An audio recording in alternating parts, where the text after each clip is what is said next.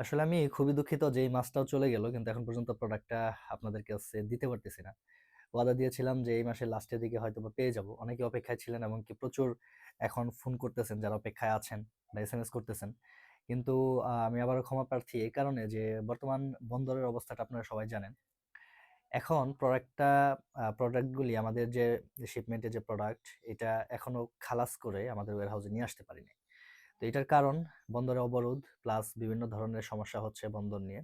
যার কারণে এখন প্রোডাক্টগুলি খালাস হতে একটু সময় লাগতেছে। তো কিছুই করার নেই, আমারও হাত নেই, কারোরই হাত নেই। একটু সময় লেগে যাচ্ছে। হয়তোবা ১ সপ্তাহ থেকে ১০ দিন মতো সময় লেগে যাবে আরো।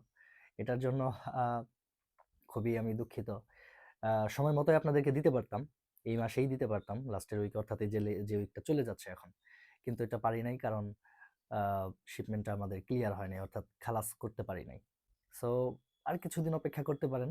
যদি মনে হয় আমি ভালো প্রোডাক্ট আপনাদেরকে দিতে পারি বা পারবো, unique design plus qualityful product, তাহলে অল্প কিছুদিন অপেক্ষা করতে পারেন আমাদের প্রোডাক্টগুলির জন্য। ওকে? ভালো থাকবেন।